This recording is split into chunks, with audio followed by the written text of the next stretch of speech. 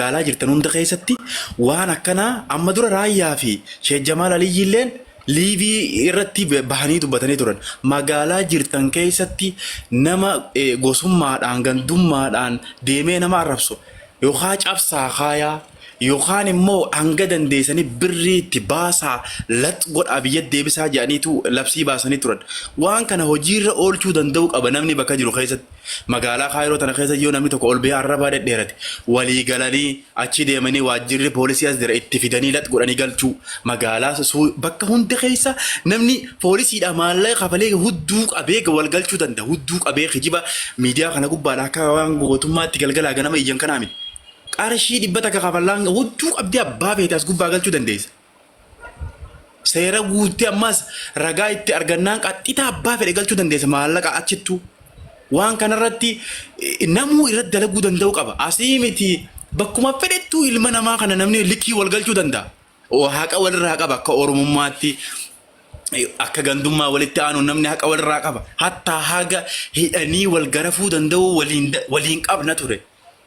Waan akkanaa namni gara biraatti wal dhiibee gosummaa gandummaa maali boo galatooma wal fadha.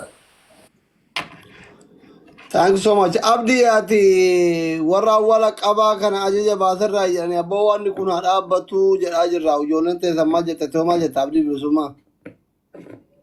Laayidoo. Abdi. Abdi bilisumma. ايوه سكالين كي نجرا اما ايه انا اصلي اوه ان كليس اللي ينقدل لي بويا سديمو افرغوتو ابان فيت كجيب دونانجي ابان فيت فكيسي توجي نما نغبو سارا ربو سجي اسمي فيها فرسو كراتا توري اسان كدد ددبنان وفي في اللي كدباي همتو نفاني نبات اما اللي ربسين ديف نو بوديسو همتو براتو دلتا وان برات دلتا لكيسا waan kana dhaaba jennaan ni didani ani ijoollee walloodha dhuguma ajajuun danda'u garuu gaafa dhugaan dhufte hoo isaan dhugaadhaan fakkeessoo son taane hoo nama qabanii harkaa qabaatan as fidanii walloo ganda kamit dhalate sagandi isaa gootin isaa adda baafannee dhugaan gadi dhiisan ijoollee walloo nama harkaa qabdu hunda ishiidha gadi dhiisisiifnee nagahan wajjin jiraachuun wal kabajuun wal jaalachuun akka kaleessatti itti fufaa yoo ofii isaaniitti rakkina qabaatan nuti waan goonuun qabnu siin jedhugaan jirtu kanuma. Bakka ijoolleen gadhiisanii isin gadhiisa. Homaa rakkoon hin jiru. Gadhiisa. Hayyee fidaati nama dhugaan qaban nama harkaa qaban dhugaadhaan fakkeessoo sun taane gataa. Oromoon hawaalaa wal qabdee viidiyoo irratti as laayivii irratti wal gadhiisiftan gadhiisa. Homaa rakkoon hin jiru. Asillee anfidin achumatti gadhiisisiisi hiriyoota kee ijoolleen arsillee achumatti bakka jirtu hin gadaa. Na dhaggeeffadhu nammoo osoo ati dhageessuu nama tokko gadan dhiisisiisa osoo ati dhageessuu dawwalee nama tokko gadan dhiisisiisa. Warabba alkaaba rabbiin natti ragaadha. Isaan fedhan gataa dhiisanii fedhan haa dhiisanii. Nama ijoollee lama gadan dhiisisiisa. Ijoollee lama kan sila mana kiyya irratti dhufte lachuu gadi dhiisan. Akkasibba wallahi laazim gaddisiisi yaa kee wallahi obboleeyyan nuti muslima amantiin keenyallee waan akkasiin hin ayyamu gaddisiisi waan dandeesse. Akki gootu dhaggeeffadha. Umar akki gootu mucaa sanirraa jawwaala isaatti taate birri isaatti taate waan inni qabu riyaala takka wallahi rabbi si argaa irraan fuudhini mucaa san gadhiisa wallahi waa takka irraa fuunaan boru fuula rabbitti ittiin gaafatamta. Nu isaan hamtu nuti dalannaan daba nuti dalannaan aarree miira kee gallee Oromoo irratti tarkaanfii fudhanne malee jibbaa biraa diinummaa qabnuuf gadhiisi. Laayivii jirta? Laayiviin jira sagalee kee nama 5,000 sagalee kee dhaggeeffataa jira. Kosheen jedhi laayivii yoo ta'u qabaate kosheen jedhi. Yalla kotta mana asliitti kotta na jala laaliti bakka hin jiru. Yalla. Bakka akkas yaa biibii kee galata. Fakkeessuu hin beeku ani yoo dhugaa taate ifa baanee dhugaa baanee walitti araaramnu. Akkas. Ana gadhiisa ijoollee arsi. Galatoome wallahi. Akkas. Ani wallahi hunda caalaa viidiyoo keessa natti miira keessa kan arginan akka waan obboleessi dhiyeessiru waa bal'atetti rifadha. Isa dhugaa rabbi jechuudha. Lola asirratti deemaa ture keessa kaati viidiyoo keessan qofa turetti dhagame because walii bilbilaa hiriyaadha gaafa rakkoo wal beekna. Dhufee jira Umar Walloo kan jiru kana gashilaa kana baaboo darbate Umar Walloo kan jiru. alaabaa dabbilisummaa Oromoo mataa kee hidhatee jiru. Umar. Kino ela kosa tokko barreeffateera. Kino ola. Gastii keessaa nama irraa hir'isiififtu. Akkasi boo gootummaa akkasitti beekna nuti ijoollee walloo kino. Asli ati harkisi nama hir'isu. barreessaa jira. Umar barreessi.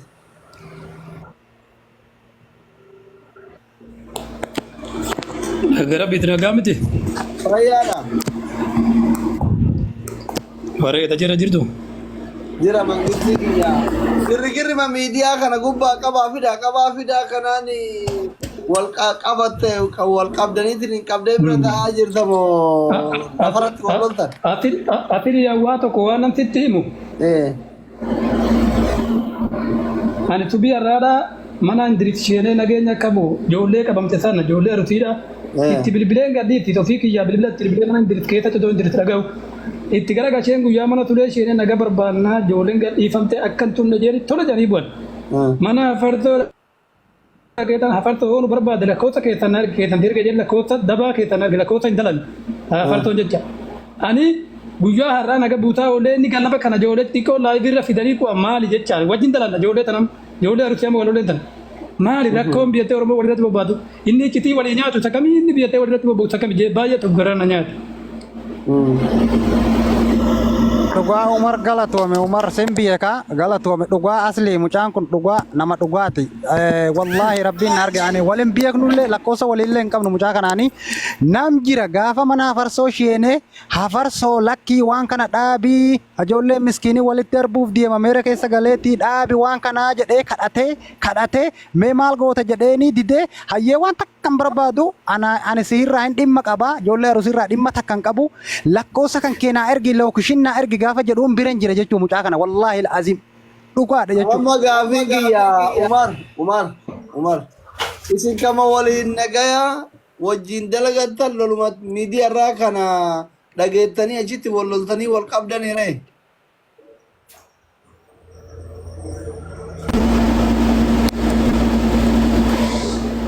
Shabakaa kiyya naqabe asili dhiifama. Umar karaarra jirta sagalee waatu si jalaa takkaa jira karaarra adabi. Anamba isa dhugaa rabbi waan namti nitti himu. Ani uummata kutaa Oromoo kudhan takka guutuu takka ishee addan baatu wal qixaan jaaladha sittani maatili wal qixa ishee walloo ta'e artii ta'e jimma ta'e wallagga ta'e tokko naaf aandinu wallahi garuu guyyaa mana tulee dhageen tuleetti hime tuleen xaayyiin wanni ati jette dhugaa naan jedhe mana afartoo isheen afartoo hoo na barbaadde hoo si barbaadde kinooti ani lakkoota keessanitti ergaa na barbaade siin barbaada. Lakkoota keessan ergee fi lakkoota keessa jala duwidda lakkoota dabaa natti erge bilbili isaan dalagu afartoo maaliif lakkoota hin taane natti ergitaa jeen aboo ani bara gowwaa miti jee kanaan namatti lookshiin erga dhufee nama harka kan namni tara dhufee na tumuu qabu miskiina kalaaf miskiina irraa gadi bu'aadha miskiina irraa raatuun barbaadinaadha ijoollee immoo arabatti bira fitee ijoollee arabna bira fitee narra raata gattanarra gadi bu'i taa'e uummata wallootti hin arrabtin uummanni walloo hoolaa miti nama keessan biyyattii dhalate baatii sagalitti yoo baratee yoo baratuu maatet namni garaa haadhaa keessatti baratu hin jiru namni guutuun namni karaa inni baratet garaa haadhaa keessatti hin garaane garaa haadhaa keessatti hin baranne hundinuu biyyattii baatuma achii bahee baratee kare wanni kuni waan itti wallaatatanii miti dhiiti afartoo jeeni ofii kiyya kadhee baay'ee tokko dadhabe afartoon garuu maal naan jee butee haadha keessanii talaakinoo amma walloo hoo asirratti fannifnee nama 15 fiduu maal jee beeku hayyee gaafa akkas ta'e ani biyyattii mandugummaan jeemu jiramti ijoollee walloo hundarra mandugummaan xiyya xinnoo taatetti gadi naqabanii gallaba kana ifaa mana tulee isheenillee naga buute ijoollee gadhiistiite wilii jeebianii mucaa xiqqaa qabanii daa'ima falata keef yeddeenan ani bilbilee gadhiistu maal inni isaa falata maal ilma namaa ta'e miti barani kutaa Oromoo yaa kuutu naaf tokko ilmi Oromoo tokko tuu naaf tokko wallahi rabbi takka kan Akka Umar amma nuti arraba miidiyaa irratti namu anillee namu arrabsaa oraa namu akkuma fedhe haasaa afaaniin waan ta'e. Aboo ani afartoo na dhaggeeffan asli na dhaggeeffadhu afartoo ta'e afaan ofii kana aarutti hin jira. Utumetti ishii janiin tana asitti dhaashee ta'uu hin biya gurbattiitanii gurbattiin tun baay'ee afaan dabdu yoo namni naggaafatan nagan biyyattu xinnoo afartoo kana taata malee mashiin dabduu dha'uun gurbatanii waliin galuu hin dandeenye biyyatti. Amma na dhagaye. Ani jara bira ijoolleen jiraattee jarallee fidee gadhiisisuuf uumaa rakkoo qabu. Amma ijoollee meeqa qabdee si bira jiran? Namni tokko ba'ee jira tokkuma biyyatti tokkuma jira sanillee irraa hiikee jira biyyatti nagaa nyaata nyaatee qabbaneeffatee jira taa'aa jira ijoolleen ishiin tun gadhiifamnaan bakka dalagaa isatti fuudhee jeefta amta ta'a lamaan jeeme wallaahi billahi maali waan tokko walirra dalaguun mamnu'a nama tokko irratti badii dalaguun barbaade mucaa kanatti akkamtu akka obboleetti nama tumeetan tume biyyatti akka obboleetti nama tumetti illee kun tume malee mucaa kana miine wallaahi wallaahi dhugaan tiim.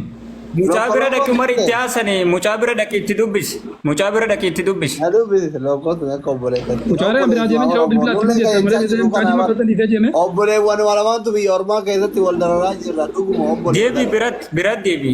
Dirqama kun obboleewwan. Aboo amta sa'a lamaa tan jeeme bilbilaan itti bilbiloo yoo tan bilbila kashaafin garuu itti hin dhageessu amta sa'a lamaa jeeme tan biratti dhiisee dhufe wallaahi billahi jimma biratti tan dhiisee itti bilbiloo tan bilbila. Anamta sa'a lamaa jeeme tan dhage. Amaanaa hidhattee dhufte jimmaa biratti. Osoo numa dhatte wayya garuu dhaquu sitti ulfaate garuu gadi dhiifamuu isaa. Fagoon jeeme bara makiinaan hin jeemne fagoon jeeme bara magriban jeeme isaan bira dhaquuf. Amaanaa kaayattee dhufte. Ani asiri ani bilbila takkittiin mucaa gannaan dhiisiisa biyyattii mucaa siniifan gadiisa bilbila keessatti eessanii dhaggeeffatu dandeessanii garuu wanni meediyaa kanarra jeemu haa dhaabbatu. Dogongora dhibba. Asli mee carraa xiqqoo mee ni dubbadhaa waan gaarii hojjetaa jirtanii hundi keessanuu jechuudha galatoomaa. Nageenyi barbaachisaadha. Asli jara isaan ijoollee keenya qabeerurraa illee sheeritti godhaati fidaati isaan illee akka gadhiisa. Dhageeffadhaa tokkoffaa usmiyyeelleen hafarsolleen kan jedhanis. Dhageeffadhaa. Kanatti waliin haa ta'u rakkoon qabu. Efedan Omar Efedan. Umar ture. Hasan Shorde yoo as jala jiraattee lakkoofsa tokko isiin laala. Hasan Shorde. Namni tokko si bira jira yoo as jala jiraattee lakkoofsa tokko. Ramza dubbadhoo Hasan Shordoon to'atu. Kuni waan gaariidha. Kuni gaffuruun waan gaariidha. Oromummaallee beekuun obbolummallee beekuun waan gaariidha. Ijoolleen keenyas kan asirra ol ba'uu carraa kan carraa dhabdan jechuudha. Hafarsoon isin hin bilbilin. Dhageeffadha kaafarsoon isiniin bilbilii yoo jiraattan wannichi kun hundirraa haa furamu ijoollee qabdanii jirtan gaffura.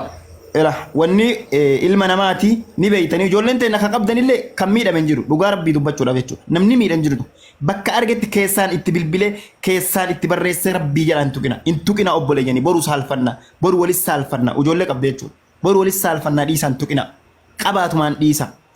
Waan takka gahamtuu irratti yaadina jenneetumaan dubbachuu turre gasti irratti illee keessaallee kanuma dubbataa turre isinis ijoolleen illee warri qabdanii gaffurtanillee guddaa galatooma ijoolleen teennallee kun nama 5,000 jira wanti kun hundirraa ni furamaa immoo furameellaa immoo wanti hamtuu walitti yaaddan hin jettanii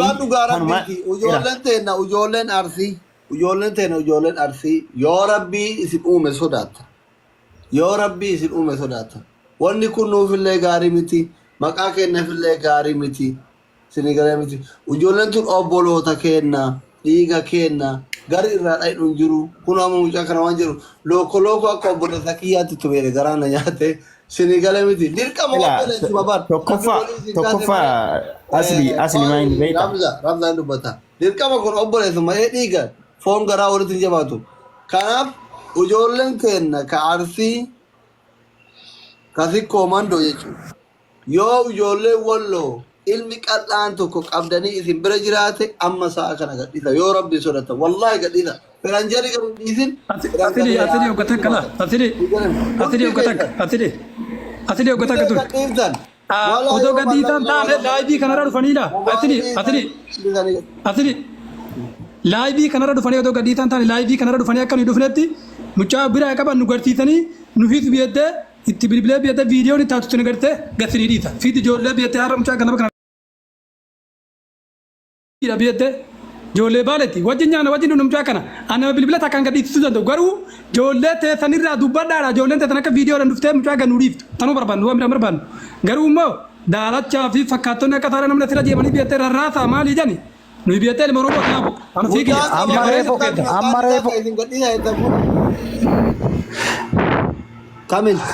amma reefu hafarsoon nama meeqa qabneerra anilleen akkuma amma abdii akkuma Umar jedhu kana bilbila takkaaniin gadhiisisuu danda'an jenne hafarsoon amma reefu hafarsoo as fidi amma iyyee.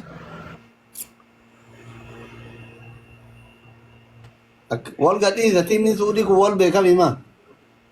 Warri maal hafarsoo Afarsoo fide ayyee ijoollee irra dawwalee akka ijoolleen illee dhuftee gadhiiftu. Takkaan dubbadha. Karaan dhiiraa hin fokkatti jedhanii dubartii fakkaatee jiran karaan dhiiraa buleeto mammaaka. Wala kadhannee jirra. Afarsoo kadhannee jirra. Aboola kiiwwan kun Munir itti darbatutti jedhu jira. Muniraa dubbatu ijoollee qabuun barbaadini waa tokkollee jeen jira. Okay. Umar na dhaggeeffadha waan tokkoon isinii hima. Namni Suudii na beeka jeetii yaada. Alhamdulillah. Irra caalaan parsantii 96. Ni beektanii mi? Wanni kun biraankii ta'us dhugaa ta'us bukeef namni Umar maayikii qabadhu. asli miyuutii qabadhu. Ni dhageessan isin hundi keessan. Ani Oromoo waan murteessitiin fudhadha. Yoo wanni kun ka dhugaa ta'e tokkoffaa qaceelaa wanni biyyaa baataniif hojiidha. Hojii keessan irratti. Lakkii warra jee garuu aslii na amani nama 5,000 irratti waada siiseedha. Nama waan akkanaa hojjetu hunda isaanii dabarsinee kennina. Yoo jettan ani qobbii. Munir mee sodaachisaa akkanaa dhiisi. Sodaachisaa jaarraa 21ffaa keessa jirra. Nama sodaachisaa akkanaa dhiisi. Dhimmi Rakkoon hin jiru. Rakkoon hin jiru. Anaa waada siin. Aboo dhiisi sodaachisaa akkana. Anuu Suudii jira mee na qabsiisi. Kan Munir eessa teettee eessa ijoollee sodaachisaa. Waan akkanaa kana dhiisaa ofillee. Jaarraa 21ffaa keessa jirra. Namni kanaan nama doorsisu hin jiru. Munir keenya. Nuti amma afaan nagaatiin karaa nagaatiin walii galtee oofaa jirra. Takka hin qabnu nuyi ofitti amantummaa fudhannee dalannee shurtaadhaa miti abbaa shurtaa xayyaaraan ergaadhaa gannutti dhiitaa inni barbaadan. Dhiibi bar shortaan gaafa Itoophiyaan dhumtu yoo si argite bar wajjin qabdee harka duuba sihiiti bar katumee fi katuma mellee shortaan wajjin sihiiti muniin nurra beeyta teeti bakka wayyaa qabdu jirtaati waan Rakkoon hin jiru. Ani ayyee dhiisi dhumatti dhiisi. Nama akkasii kana dhiisi.